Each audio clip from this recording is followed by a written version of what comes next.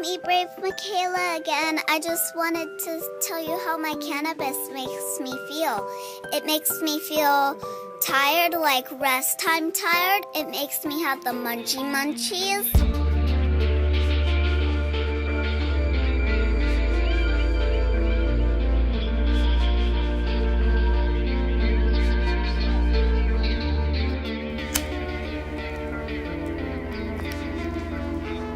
It's an easy day to remember. Friday the 13th, 2012 was the day we got told she had a mass in her chest. Her oncologist came and said the chemotherapy wasn't doing what it was supposed to. They were going to recommend us to start considering full body radiation and a bone marrow transplant. We knew that wasn't necessary. We knew that what we were going to do would be right. So that day we gave her first dose of cannabis oil. 6 days later, it was in full remission. Medical marijuana is legal in 20 states and DC, but there are still legal use cases that are very controversial, like medical marijuana for kids. Some claim it's a wonder drug for epilepsy, severe autism, and to quell the harsh side effects of chemotherapy. Others decry the long-term effects of pumping weed into still-growing bodies. We headed to the small town of Pendleton, Oregon, a state where medical marijuana is legal, to visit Mykayla Comstock, an 8-year-old who takes massive doses of concentrated THC to treat her leukemia. Her family believes in cannabis's curative effect, that pot can literally shrink tumors.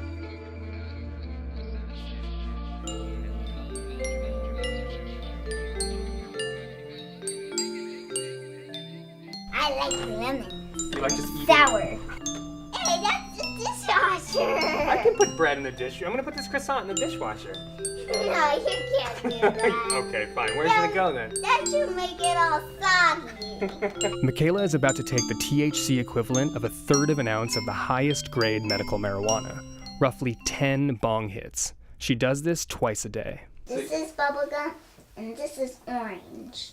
And then I give them to Daddy.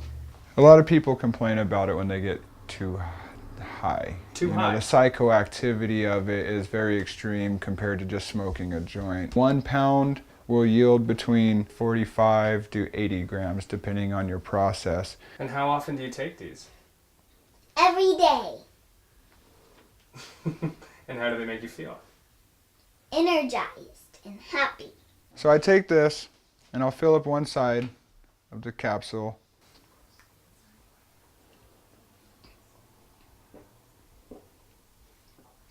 And sometimes I keep it in my mouth for a little bit so I can taste the flavor. Because then it tastes yummy. In the conversation around medical marijuana for children, dosing is a major issue. How much is too much? Mykayla's treatment is about delivering the most amount of THC that she can tolerate, psychoactive properties and all. This is like the medicine basket. Saturation is key in treating cancer. You have receptors on every cell and organ in your body. The more cannabinoids you can intake, the more effective the treatment would be. And it protects the nerves from the damage caused by the chemotherapy. Cocoa butter lotion. It's a cannabis-infused essential oil blend that rolls right on. So it's just like a tiger balm, but... Yeah, you drop it right on your tongue. Yeah. Every now and again, Mykayla likes to have medibles or infused goodies or candies.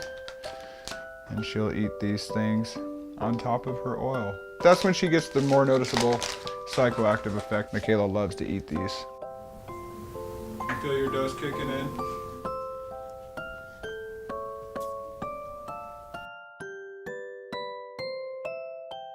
In the absence of any formalized production, the THC oil that Mykayla takes is made at Stony Girl Farms in a DIY garage operation. There are a lot of people who, including the federal government, who don't feel that children should have cannabis.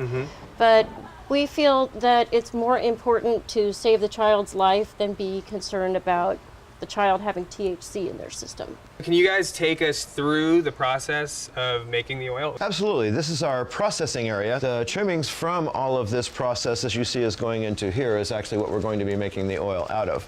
So we'll start by taking this and we'll put it into our food processor and we'll just quickly grind it up. Fire hazard is a very big problem with this. Make sure to do this outside. Don't do it in your kitchen. We're going to put 1 pound of material in this pot, and then we're going to add to that 2 half gallons of 190 proof alcohol. So that's a really intense color, huh?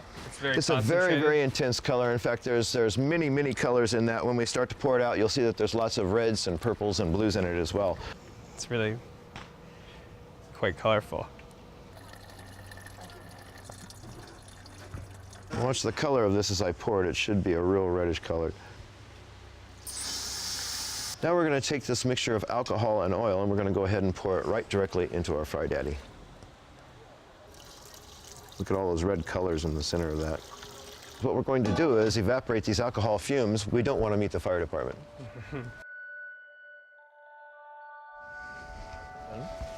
Guess what? That time is now. We don't want any alcohol around left for the patients. As you can see, it's quite thick. So if you touch it to your tongue, it's still a drop. Does this drop get me high? It very well can. Okay. In addition to cannabis, Mykayla takes traditional cancer meds too. How do you think the cannabis helps her? Like what? Well, the cannabis is made it so Mykayla really has minimal symptoms. She was very, very, very ill and in a lot of pain. She didn't want to eat and very thin looking. The very first dose of cannabis we gave her, she instantly said she was hungry and she smiled and she was happy. We get our baby back. She plays now and she's a child again. As much as Mykayla's folks prize the palliative effects of cannabis, it's the drug's supposed curative power that makes them such zealous advocates. In conversations with Brandon, he often uses the word apoptosis. How exactly does THC allegedly shrink tumors? THC attaches to cannabinoid receptors in our bodies and translocates bad mitochondria in cancer cells to produce RNA that disintegrates the walls of the endoplasmic reticulum. Peer-reviewed medical studies have backed up this claim, but only to a degree. There is no control when it comes to this word called cancer. The only thing we did have control over was saying no to radiation therapy and yes to giving her cannabis. It won't work for every single person. So every single person's different, and it doesn't just take cannabis. Come to my house at 1. Mykayla's become something of a celebrity in the weed world, inspiring other parents to give their sick kids cannabis, including their babies. Abel's first medicine that was introduced to him when we started treating him, cannabis oil infused into organic agave nectar. Hey, mister. Hey.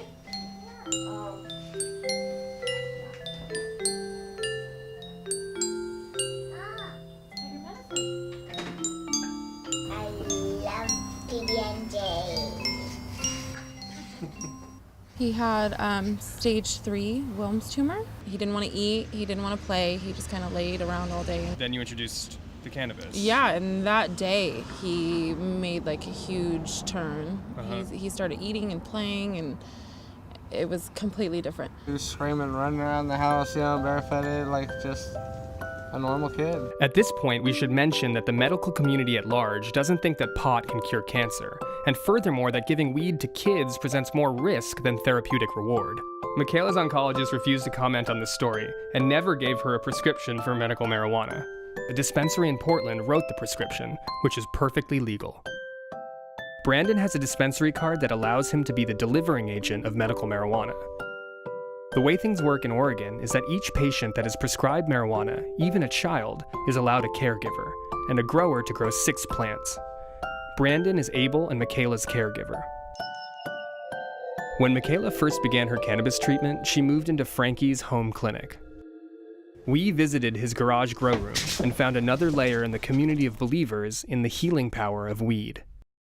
You can kind of consider it like an alternative medicine hospital of sorts. Well, you have inpatients, do you say? Well, we have had a couple, yes. Doesn't necessarily work for everybody. Sometimes we get people too late, and different cancers, different diseases respond differently, and they won't let us do much science on it. So at this point in time, it is really if you're pardon the pun, a grassroots movement, We moved here from the state of Alabama to grow medical cannabis. I had a dream of cannabis curing cancer and many diseases. I woke up in the middle of the night, Googled, found a movie called Run From the Cure. I found the information to be compelling. I ran in and woke my wife up and probably sounded and looked like some kind of maniac and told her that cannabis cured cancer. And we started researching, and we researched literally for months because it just sounds so preposterous. The conditioning against this plant, it's been so thorough for so long that to say that cannabis has any medicinal benefits, much less the ability to heal disease, sounds to people like you have totally gone off your rocker. I guess it took some researching to convince me that, you know, that there was a possibility that it did cure cancer, which was very profound. And then Mykayla came along. Witnessing Mykayla go through what she went through and seeing how well she did only further convinced us. Take a look at what other kids look like who are going through similar treatments. I think the evidence is overwhelming. She's the healthiest child on chemotherapy. Yeah. By She's far. a bundle of energy every day, all day long. It's not because of the chemotherapy. I do think it will be proven. You know, we're not legal federally. We're just going to continue to try to do what we feel is the right thing and hope that the federal government will allow us to do so. All right, so we're gonna read If a Peacock Finds a Pot Leaf.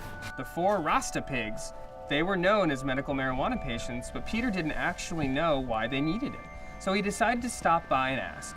He knocked on the door. "Who's there, man?" one of the pigs called from behind the door.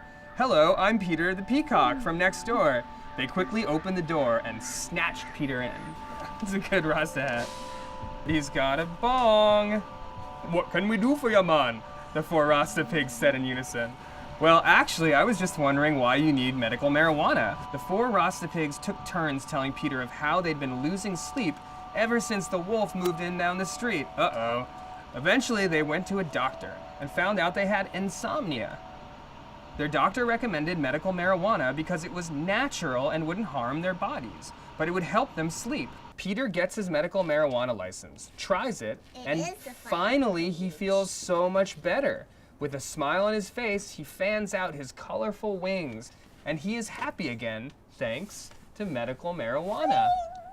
Yeah, that's good stuff. Kevin Sabet is the director of the Institute on Drug Policy at the University of Florida and a former Obama administration drug policy advisor.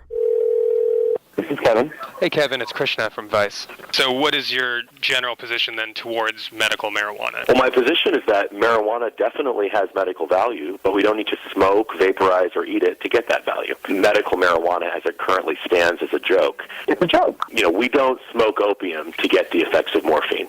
It needs to be separated just like 100 years ago when we separated opium from its recreational and medicinal properties. It's something that we definitely need to pursue, frankly, with more vigor than we've pursued in the past. Why do you think that hasn't happened yet on the federal level? Because it should be lab scientists, pharmacists, and doctors in certified laboratories as opposed to guys mixing a mixture in their backyard and growing something in their basement. Don't use it as a cover for legalization and make it truly legitimately medicine. But for Mykayla's family, weed is already a legitimate course of treatment. And then this is your dream journal? The Big, Big Dream by Mykayla Comstock. So what is this dream about? A big, humongous ice cream.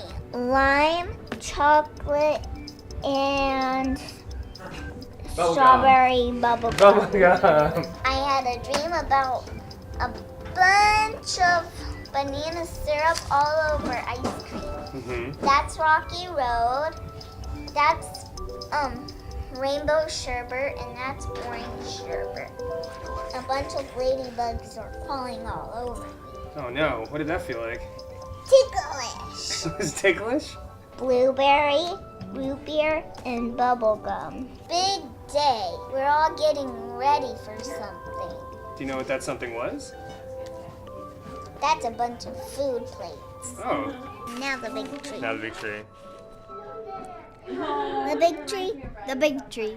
It snapped and broke and fell all the way into the river. It went down the hill. It went down the hill. It went down the hill. Roll, roll, roll, roll, roll. Into the river. Splash! I've got a bit of the giggles. So I fall out.